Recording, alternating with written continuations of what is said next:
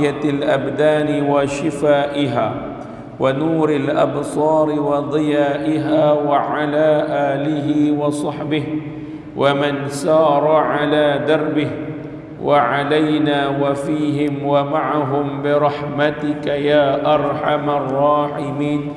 أما بعد، قال رسول الله صلى الله عليه وسلم: إن الصدق يهدي إلى البر، وإن البر يهدي إلى الجنة، وإن الرجل ليصدق حتى يكتب عند الله صديقا، وإن الكذب يهدي إلى الفجور، وإن الفجور يهدي إلى النار، وإن الرجل ليكذب حتى يكتب عند الله الكذاب. حديث متفق عليه. Alhamdulillah thumma alhamdulillah, bersyukur kita kepada Allah Subhanahu wa taala dengan keizinannya, limpahan rahmatnya, taufiknya serta hidayahnya yang memberikan kepada kita kesempatan, ruang dan peluang untuk bersama-sama dalam rumah Allah yang mulia ini dalam satu agenda khusus, iaitulah untuk berada dalam majlis ilmu dan untuk menuntut ilmu. Kedudukan kita dalam rumah Allah yang mulia ini, Allah berikan kita satu kelebihan berbanding dengan tempat-tempat lain, iaitulah kita boleh mendapatkan pahala i'tikaf. Maka berniatlah duduk niat i'tikaf dalam masjid yang mulia ini. Yang keduanya ialah sama-sama kita niat untuk duduk dalam majlis ilmu dan untuk belajar. Kerana orang yang menuntut ilmu, Allah beri dekat dia satu pangkat khusus yang nama dia fi sabilillah. Dia berada di jalan Allah sampai kembali pulang kepada pangkuan ahli keluarga dia, walaupun rumah dia sebelah masjid sekalipun, tapi dia keluar untuk menuntut ilmu. Allah bagi kat dia fi sabilillah. Man kharaja fi talabil ilm fahuwa fi sabilillah hatta yarji'. Barang siapa yang keluar untuk menuntut ilmu, dia berada di jalan Allah fi sabilillah hatta yarji', sampai dia kembali pulang kepada ahli keluarga dia. Tuan-tuan, rebut peluang ini waktu duk ada ni. Duduk dalam masjid i'tikaf, duduk dalam majlis ilmu niat menuntut ilmu, dapat pahala percuma. Orang yang mati ketika mana dalam fi sabilillah, dia syahid, tuan-tuan. Syahid ni bukan kecil tau. Syahid kita, tuan-tuan, syahid orang nak buru syahid. Syahid ketika menuntut ilmu, dia lawan hawa nafsu. Waktu semua orang duduk kat luar tu, duduk tengok TV, boleh pergi makan kedai makan, tuan-tuan, korban masa, korban tenaga, duduk dalam rumah Allah. Maka tuan-tuan, inilah pengorbanan itu yang akan berbaloi di depan Allah nanti. InsyaAllah tuan-tuan, kita akan sambung balik kita punya perbincangan berkaitan dengan sirah An-Nabawiyah yang kita berhenti pada tertangguhnya hari itu pada tanggal 1 hari bulan 1 tahun 2024. Mai hari ni 1 bulan 1 tahun 2024. Hari ni mai, esok tu saya cuti terus 5 hari COVID-19. Kena COVID, balik pada sini, esok tu COVID 5 hari, tuan, dapat cuti free, duduk di rumah terus. Sehari, tuan, mai, bukan sehari ni, tuan, merata jadi lah. Bukan kata kat sini saya kena kat mana mesti tak tahu, tuan. Memang duk nampak bayang tu duk ada dah. Esok tu confirm terus. Baik, tuan-tuan, InsyaAllah malam ni kita sambung balik kita punya perbincangan tentang agama dan penyembahan sebelum kedatangan Islam. Saya dah mengenalkan tuan-tuan pada kali pertama jumpa hari itu, pada 1 hari bulan 12 tu kita jumpa. Saya dah terang kat tuan-tuan tentang, saya memperkenalkan tuan-tuan dengan seorang tokoh, yang tokoh ini nama dia perlu diingati, bukan kerana kebaikan, tapi perlu diingati kerana itulah tokoh yang merupakan orang yang pertama bawa masuk berhala ke bumi Mekah. Orang pertama yang masuk ke Mekah. Maknanya tuan-tuan, bukanlah asal Mekah itu ada berhala, tak. Tapi permulaan siapa yang bawa? Ada satu tokoh. Saya dah mengenalkan tuan-tuan tentang kedudukan Mekah sebagai tempat destinasi, tempat orang ramai tumpu untuk urusan umrah dan haji, dan tempat itu juga tempat berkumpulnya perdagangan dunia. Ni kelebihan Mekah. Tuan-tuan, satu dunia, tuan-tuan kaji balik lah. Tuan-tuan tengok balik pengkajian kita tentang tamadun. Semua belajar sejarah dulu kan. Ingat lagi tak sejarah form 4 dengan form 5? Form 1 sampai form 5 ingat lagi tak? Habis berlayar dengan SPM. Tuan, waktu duduk mengaji sejarah dulu, tuan-tuan ingat kan? Ingat tak ingat pun saya bagi tuan-tuan ingat lah. Tuan-tuan, ada beberapa tamadun yang akan masuk dalam silibus sejarah. Dulu kita tak apa lah tuan-tuan, sejarah tak lulus pun tak apa, dapat sijil kita lulus BM lah. Lulus BM dapat sijil tu pun kalau tak lulus BM ambil paper Julai nak dapat pergi lulus juga, nak pergi ambil tak kerja. Tuan-tuan, lah ni budak-budak kita ni tengah duk ambil SPM ni tengah duk ambil SPM dia semua. Budak lah ni dia kena lulus berapa subjek? Berapakah subjek dia perlu lulus untuk melayakkan dapat sijil SPM? Dia kena lulus 2 kertas. Satu paper BM bahasa Melayu memang kena lulus. Yang kedua sejarah. 2 paper tau.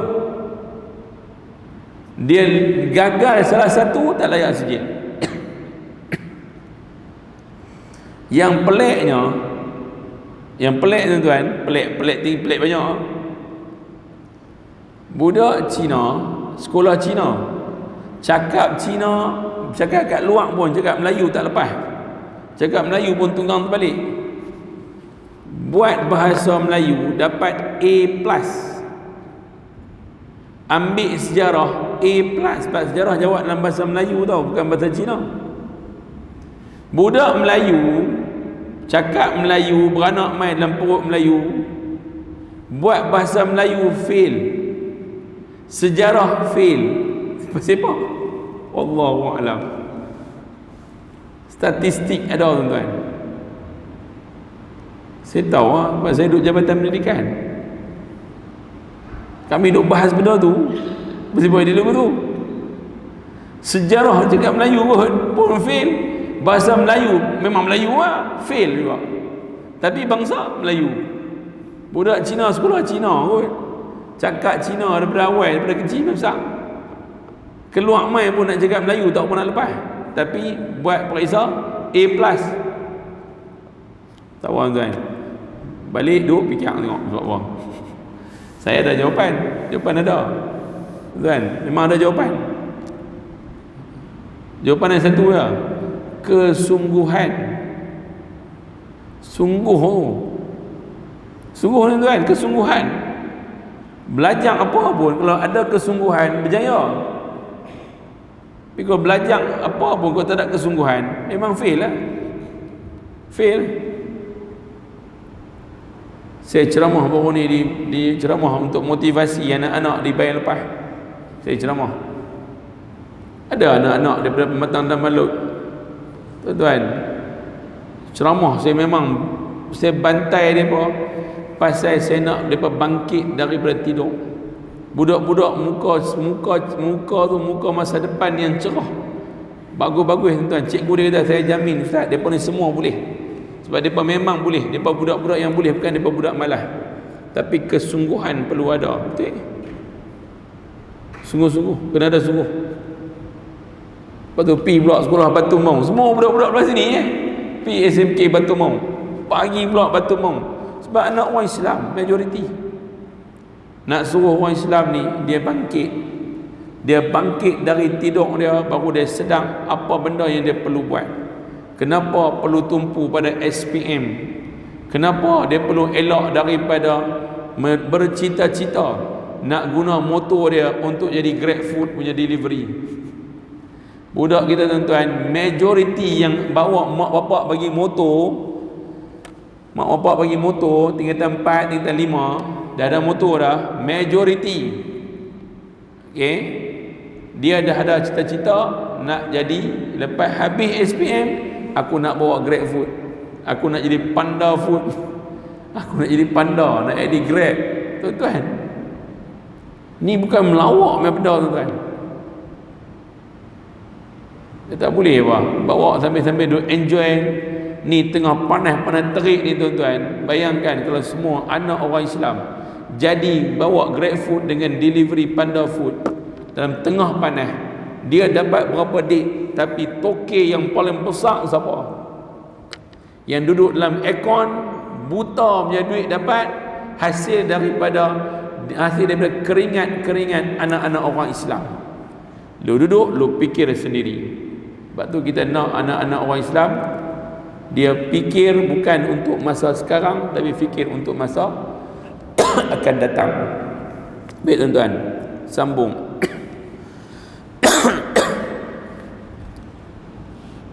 Agama dan penyembahan sebelum kedatangan Islam. Amalan menyembah banyak Tuhan serta berhala menjadi ciri utama agama orang Arab sebelum Islam. Sekalipun dikatakan mereka mengamalkan agama Nabi Ibrahim. Baik tuan-tuan, saya cerita bagi perhabis tuan-tuan, tak payah tengok kitab. Saya cerita tuan-tuan bagi tuan-tuan dapat satu gambaran agama pada zaman itu. Asalnya tuan-tuan, asalnya orang-orang Mekah menyembah Allah mengikut amalan dan mengikut tradisi agama yang dianuti oleh Nabi Ibrahim alaihi salam. Nabi Ibrahim mewariskan kepada Nabi Ismail. Nabi Ibrahim dipanggil Abana Ibrahim, bapa kami Ibrahim. Kenapa dipanggil bapa kami Ibrahim? Kerana orang Islam pun mengambil Nabi Ibrahim sebagai nabi. Orang Yahudi pun ambil Nabi Ibrahim sebagai nabi. Orang Kristian ataupun Nasrani juga mengambil Nabi Ibrahim sebagai nabi. Kalau orang Islam panggil Ibrahim, kalau orang Kristian ataupun Nasrani dan agama Yahudi memanggilnya dengan nama Abraham. Tuan-tuan, maka Nabi Ibrahim adalah Nabi yang diakui oleh semua anutan agama ini. Dan Nabi Ibrahim membawa agama Islam sebagai agama pegangannya. Kerana Islam mudah untuk difahami, iaitulah beriman kepada Allah yang satu dan beriman dengan Nabi yang diutuskan pada zaman tersebut. Maka Nabi Ibrahim mengamalkan agama Islam. Dengan agama Islam dinamakan sebagai Hanif, agama yang lembut, yang mudah diikuti. Tuan-tuan, dan agama ini berlanjutan sampailah dianuti oleh sekalian ahli keluarga keturunan Nabi kita Muhammad sallallahu alaihi wasallam. Sampailah Islam itu bertapak di bumi Mekah. Lepas Nabi Ismail, orang yang membawa agama itu ialah keturunan Jurhum yang memiliki dan menakluki kawasan Mekah. Kerana apa? Kerana Nabi Ibrahim berkahwin dengan orang Jurhum. Berkembanglah anak-anak itu dan fahaman dan agama itu berkembang di bumi Mekah. Bila dah lama bertapak tuan-tuan, fahaman satu je, Allah itu esa, Nabi itu Nabi yang perlu diikuti. Fahaman macam tu. Memang sampai sekarang lah. Itulah fahaman kita pun. Tuan-tuan, dan fahaman itu tidak pernah dibuang. Tak pernah dibuang. Bila sehinggalah datangnya satu orang tokoh. Dia ni orang yang sangat hormati, sangat dikasihi, orang sayang dekat dia kerana sifat dia yang lemah lembut. Masyarakat Arab cukup hormat dekat dia. Dan orang ini, orang yang dia ramai followers, ramai pengikut. Orang Mekah memang ikut dia sebab dia punya perangai bagus. Siapakah tokoh ini? Nama dia Amru bin Luhai. Amru bin Luhai. Tuan-tuan, Amru bin Luhai ni buat apa? Dia orang baik, dia orang bagus. Bila baik, bila bagus, orang mudah ikut. Orang memang ikut orang baik. Tuan-tuan jangan bimbang. Kalau tuan-tuan orang baik, ramai orang suka ikut. Kalau tuan-tuan orang jahat, kalau kita ada orang jahat, ada orang ikut. Tapi orang yang ikut dia semua orang jahat lah. Semua orang jahat. Tuan-tuan, Amru bin Luhai, dia ni orang berdagang, tapi dia ketua masyarakat. Dia berdagang daripada Mekah sampailah ke Syam. Sampai dekat Syam, habis dah menjaga mu habis. On the way nak balik mai ke Mekah semula, Amru bin Luhai dia berhenti. Dia berhenti di satu RNR. Senang. Bukan RNR Tapah ke Gunung Semanggui ke, bukan. Tapi RNR lah, maksudnya berhenti sat lah kat mana-mana tempat yang untuk ambil air, rehat sat, bagi unta punya enjin sejuk sat. Bila berhenti tuan-tuan, dia tengok tempat tu ada orang duk kumpul satu tempat ramai. Dia pergi dekat tempat tu, dia tengok ada orang duk meniaga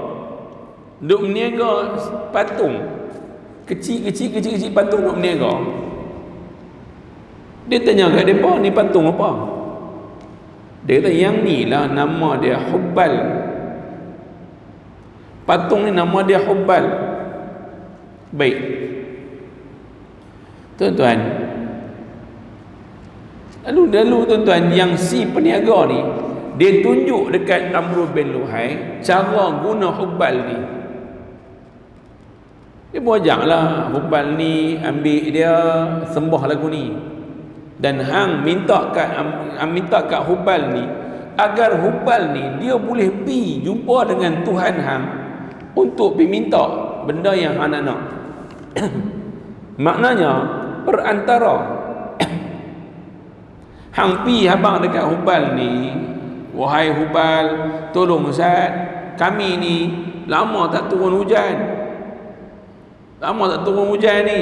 Hubbal, pi sembang Ustaz dengan Allah Ta'ala supaya dia turun hujan. Tuan-tuan, Amru bin Luhai kata apa? Macam sempoi lah. Maknanya kerja kami lama ni duk minta kat Tuhan tu, boleh minta kat ni, suruh dia ni pergi nego lah, pergi negotiate lah, pergi tawar-menawar dengan Tuhan. Amru kata macam best. Tuan-tuan, Amru bin Luhai dia bawa balik mai seketui nama Hubbal ni.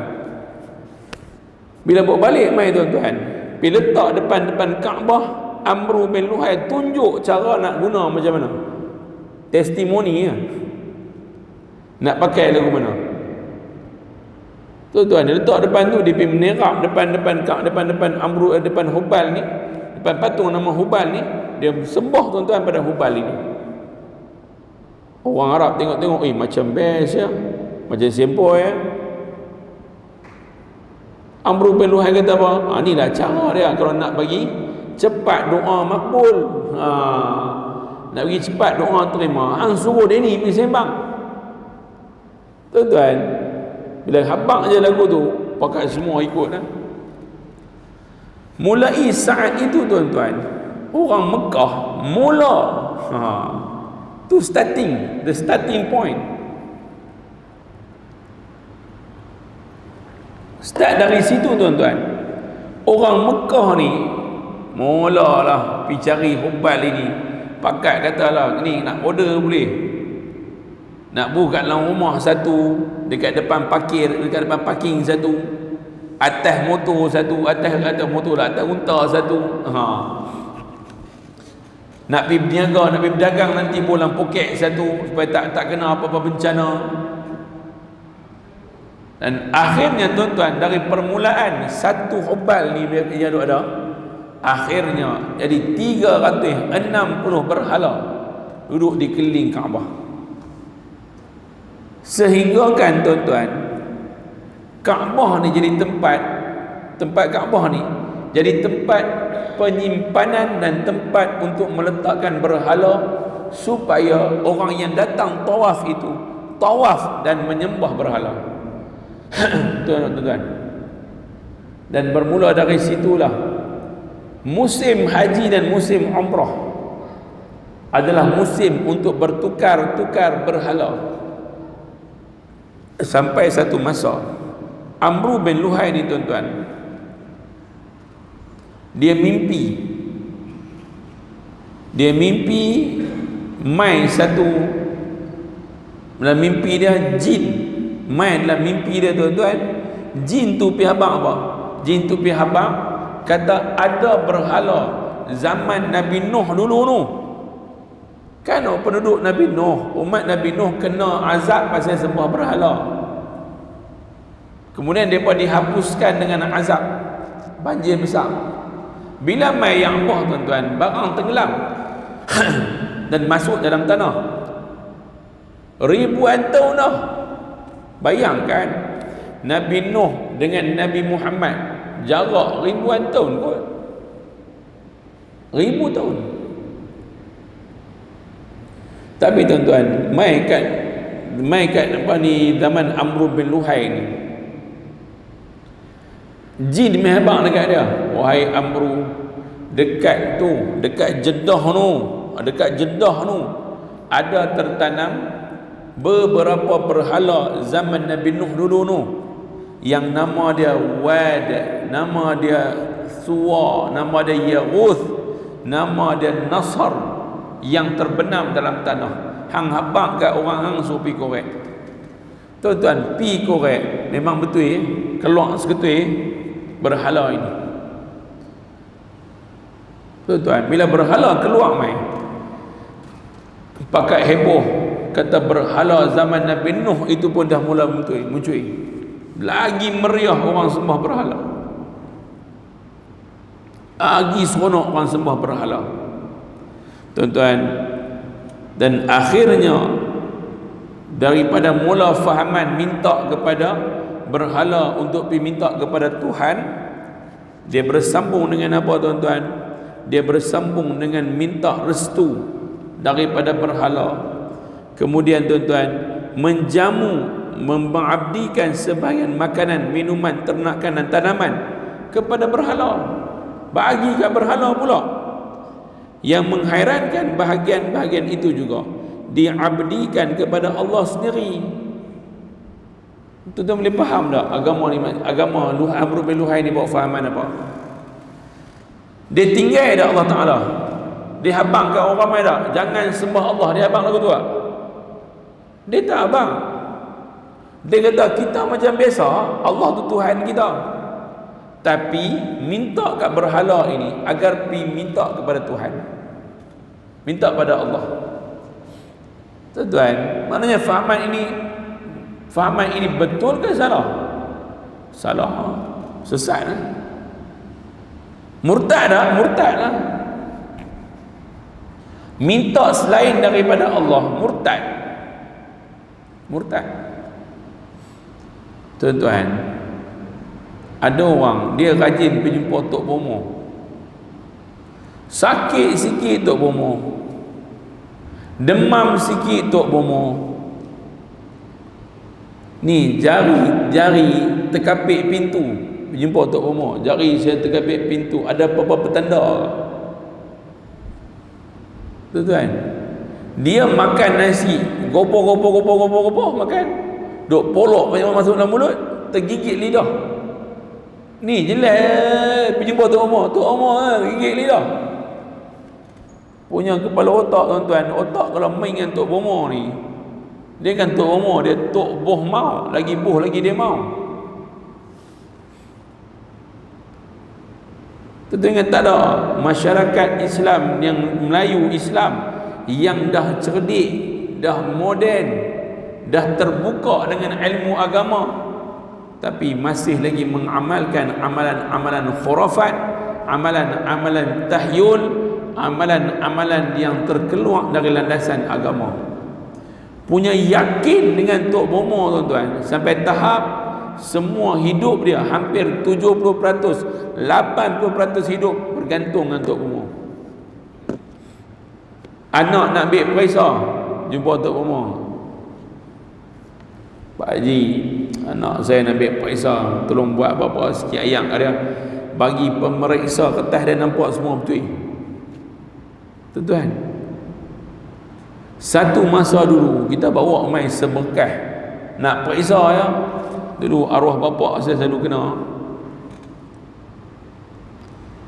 Dia bawa main ke rumah tuan-tuan, pensel, rubber, pembaris, pen, liquid paper, bawa main pun dalam plastik dia siap, ikat, bawa main ayam satu botol, suruh bapak saya baca apa-apa, bagi anak saya ayam ni bagi tak gemuruh, yang pen dengan pensel ni tolong baca kat dia supaya saat lagi dia buat periksa betul semua.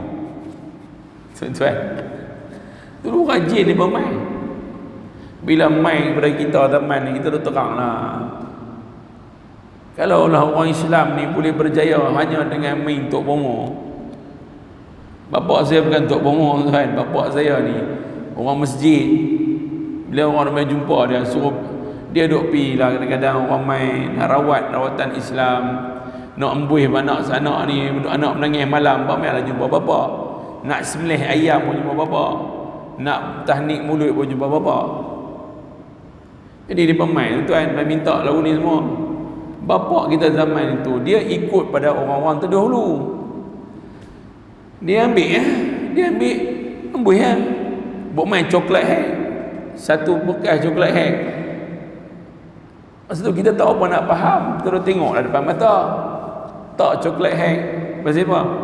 Baca coklat ni nanti kalau dia makan, dia akan menenangkan dia, macam ubat penenang untuk dia. Dululah tuan-tuan, betul tak betul? Saya tak kata salah pun, saya tak kata salah pun. Kerana apa tuan-tuan? Ayam yang kita beli, ayam kita pegang ni, makanan apa-apa pun, jika dibaca dengan ayat Quran, dengan ruqyah-ruqyah tertentu, ada kesan tak pada ayam? Ada tuan-tuan.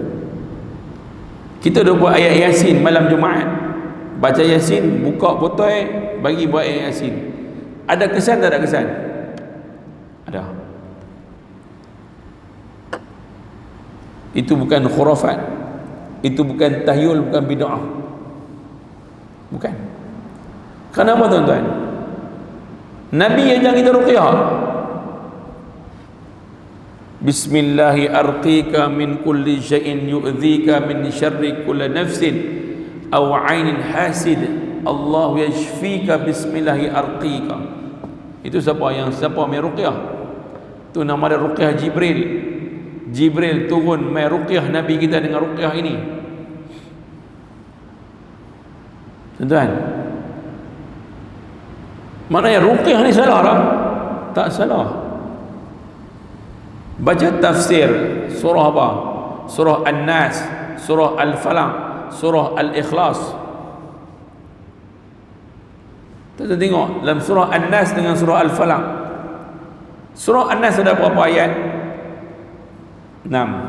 Surah An-Nas, Al-Falaq ada berapa ayat? Al-Falaq 6, An-Nas 5. 5 campur 6 berapa? 11. Tuan-tuan, Nabi kita kena sihir tak? Nabi kena sihir oleh siapa? Seorang Yahudi nama dia Labid bin Al-A'sam.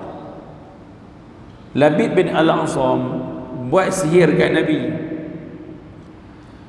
Nabi kena sihir. Labid buat apa? Labid bin Al-A'sam ni, dia ambil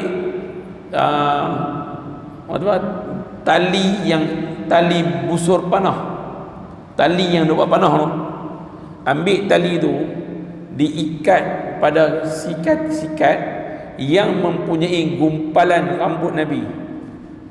Sikat tu ada gumpalan rambut Nabi. Dia ambil, diikat dengan sebelah simpulan. Ambil satu ikat, simpui. Ambil ikat, simpui. Ikat, simpui, sebelah ikatan simpulan.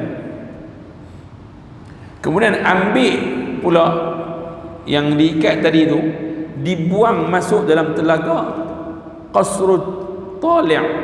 Qasrut Tali' satu telaga yang ada di Mekah, yang ada di Madinah. Tahu masuk dalam tu.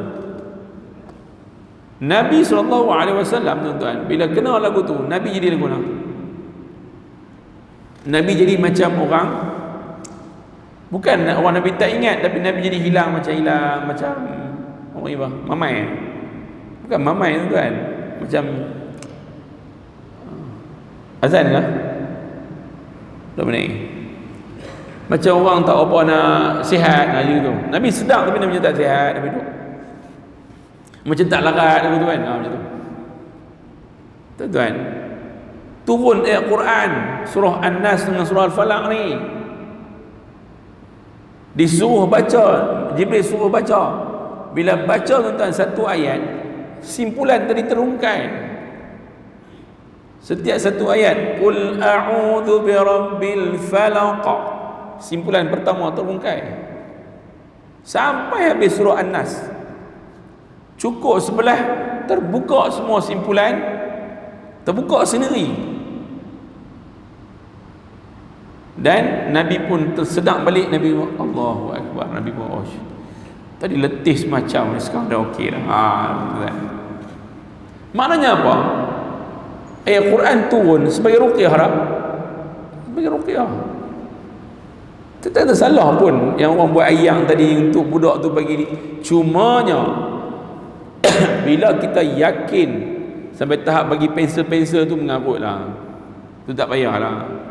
Nak buat ayang, nak buat coklat kan, nak bagi budak tu makan, bagi. Tapi yang pentingnya ialah bukan nak ajak pergi buat ayang lagu tu. Yang pentingnya ialah ajak dia untuk dia berusaha bersungguh-sungguh. Wallahu alam. Kita bagi laluan kepada azan, kemudian kita akan kembali semula dalam rancangan yang sama.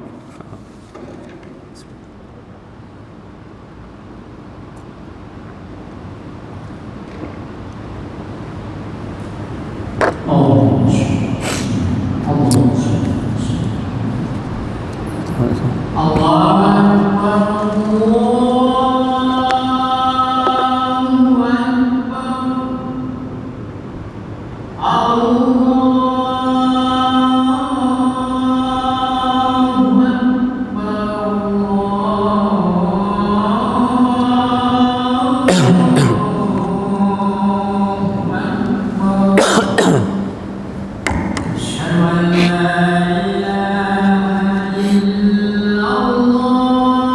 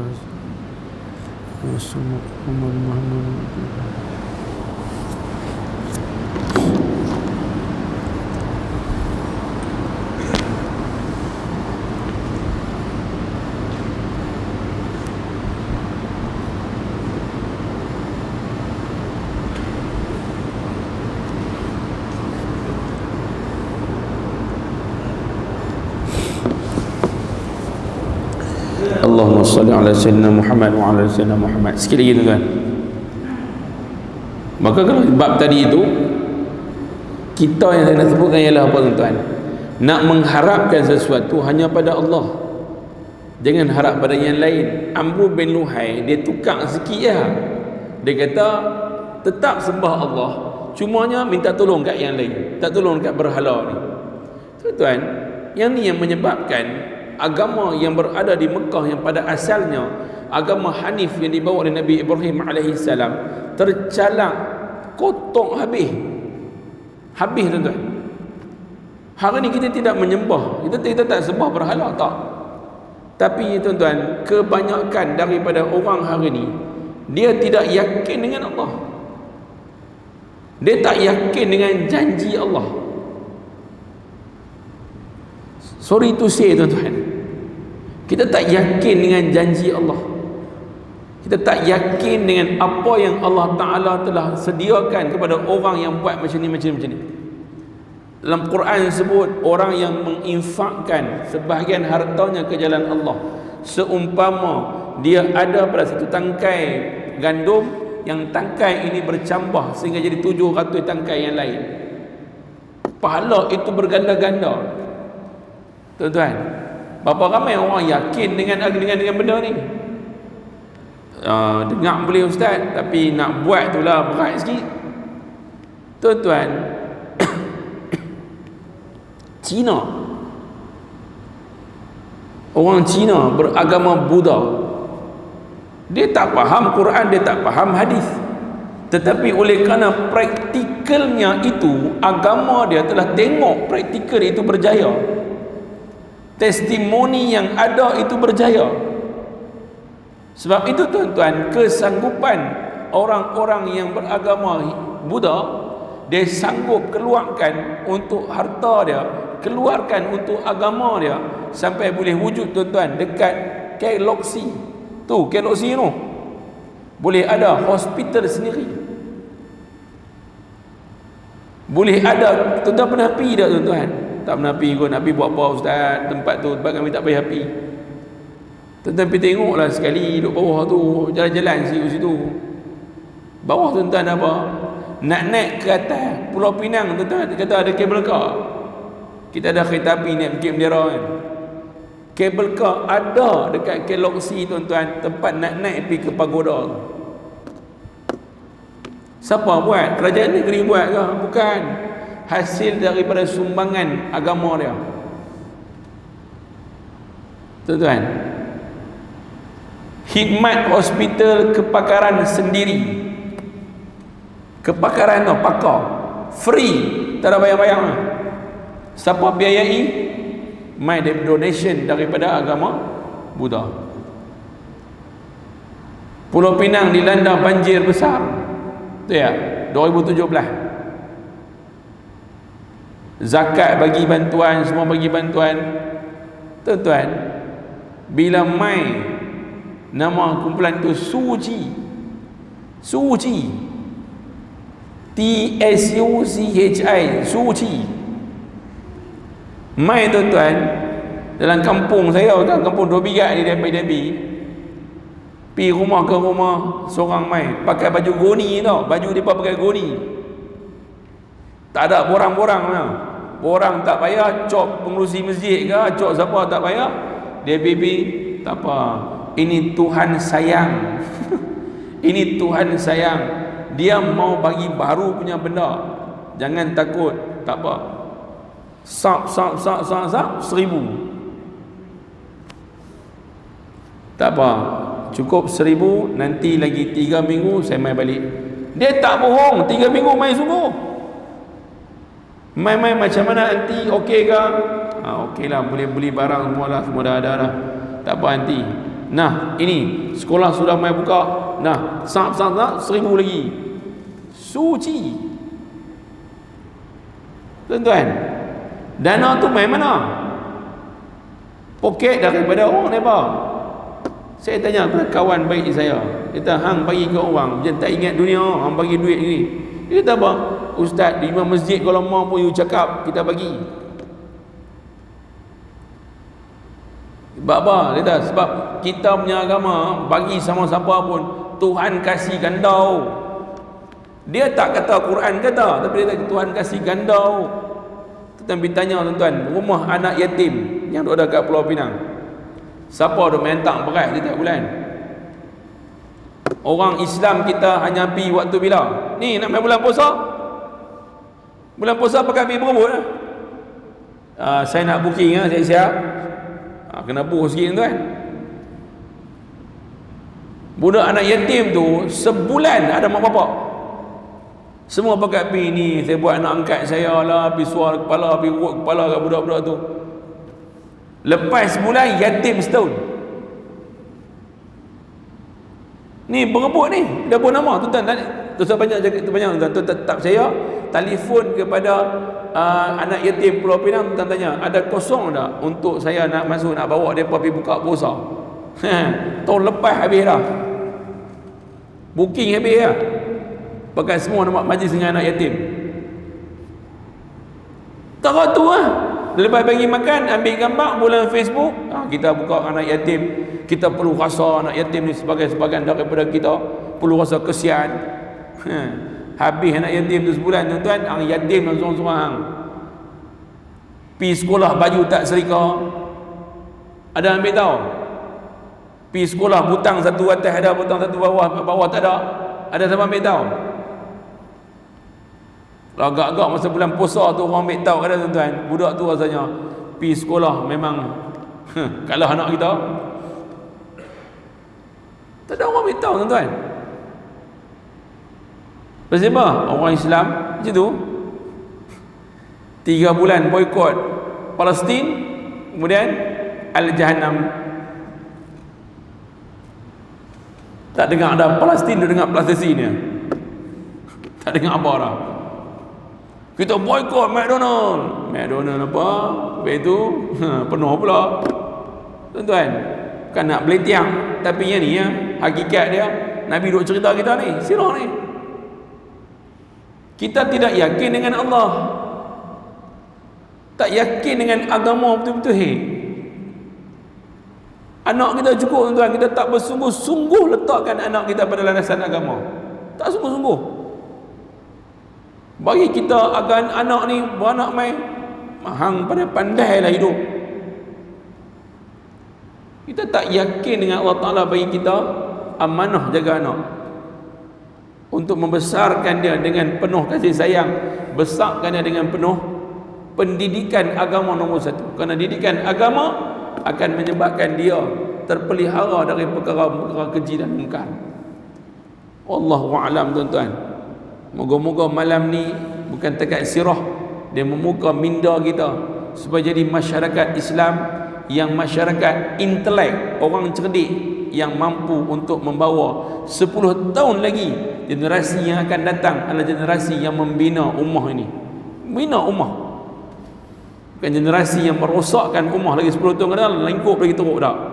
Kita lah tuan-tuan penggerak dia. Saya tengok hari ni perkembangan masyarakat Islam cantik. Bila masjid berfungsi macam tuan-tuan, masjid ni orang gantung harap pada masjid. Orang Islam tempat dia tak ada lain tuan-tuan. Tu bohong lah.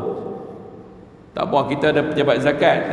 Pejabat zakat apa lah kali tanya pengurusi masjid, dah kali pergi mana tu? Orang Islam lepas habis tak tahu pergi mana. Masjid ah, mencari tok imam, mencari pengurusi masjid. Tuan-tuan, sebab itu fungsi masjid orang Islam bergantung 100%. Tuan-tuan, kita boleh kumpul malam-malam lagu ni tuan-tuan. Kalau orang tengok takut tu. Pasal apa?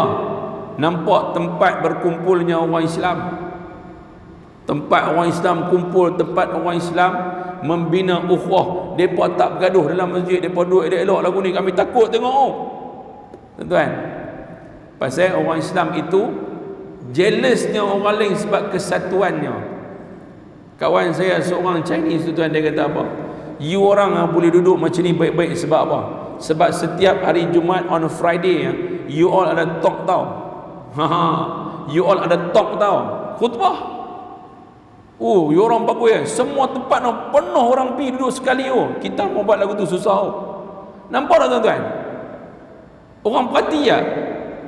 Orang perhati ya? Orang perhati. Orang perhati kita. Jadi tuan-tuan, syahid dia apa? Rumusan dia apa? Rumusan dia ialah, tuan-tuan lah dia nak mengembalikan kegemilangan orang Islam. Kita, kau orang lain, kita buat kerja tuan-tuan. Kita main masjid, bagi ramai masjid, bagi seronok orang duduk masjid. Tuan-tuan, A+. Wallahu a'lam. Kerana apa tuan-tuan? Ni Amru bin Luhai, dia ditusuk dengan jarum-jarum syaitan untuk melemahkan Islam pada masa itu, dan akhirnya berlaku perpecahan antara yang hak dan yang batil. Muncul dua puak. Satu puak menyembah berhala, mai Nabi SAW berdepan dengan masyarakat ini, terbahagilah tu yang Quran sebut Yaumul Furqan, hari yang membelahkan antara hak dan yang batil. Tuan, maka kita hari ini adalah membuat kerja agama, buat kerja Nabi. Kita buat bagi orang lain semua berkumpul untuk meletakkan hak yang di tempat yang betul. Wallahu a'lam.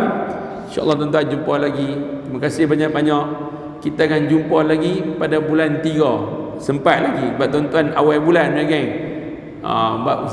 Kuliah saya akan berhenti semua pada 10 hari bulan.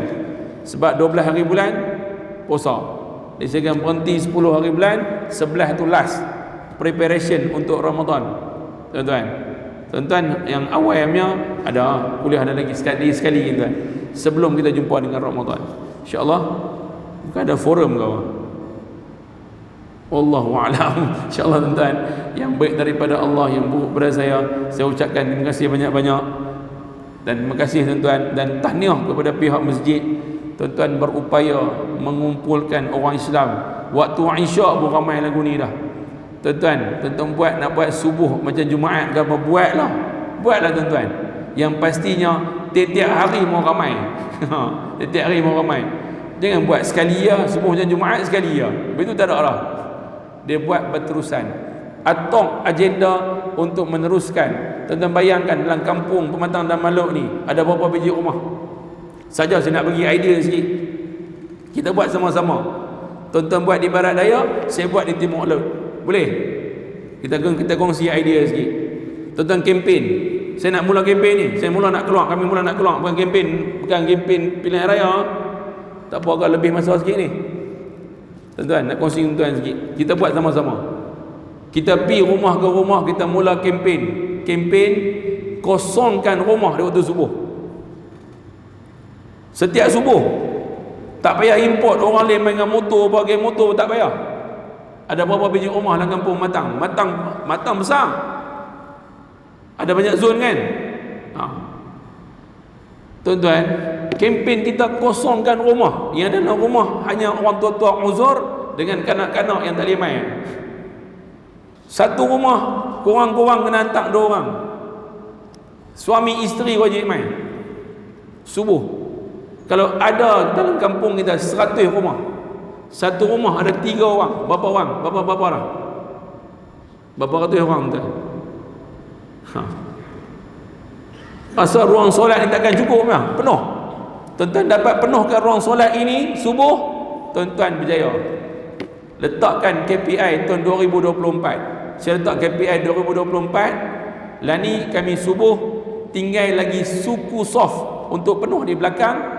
Luang dah cukup 5 soft, nak bagi tambah lagi 3 soft. KPI tahun ni ialah luang dengan dalam masjid penuh.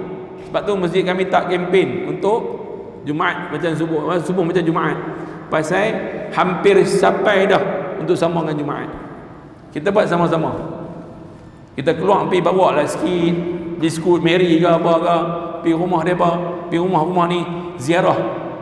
Jemaah tabligh tu pergi kan, pergi bawa, pergi kita kami nak ziarah ni abang sihat ke, rumah ada berapa orang sambil-sambil panci ni. Abang, kita nak buat lah ni bang. Kita nak buat subuh kita kosongkan rumah. Boleh kot. Kita pergi ramai masjid. Tiap-tiap subuh mai. Tuan-tuan buat. Tuan-tuan wakil barat daya, kami wakil timur laut. Pasal apa tu? Sebab kapek sama. Baik tuan. Wallahu a'lam. Wassalamualaikum warahmatullahi wabarakatuh. Minta maaf surah tak apa okey. Bismillahirrahmanirrahim. Hamdalillahirabbil alamin wassalatu wassalamu ala asyrafil anbiya'i wal mursalin wa ala alihi wa sahbihi ajma'in. Allahumma nawwirna bi nuri 'ilmik wa nisyan bi rahmatika ya arhamar rahimin. Allahumma zidna 'ilma warzuqna fahma bi rahmatika ya arhamar rahimin. Walhamdulillahirabbil alamin. Wassalamu alaikum warahmatullahi wabarakatuh.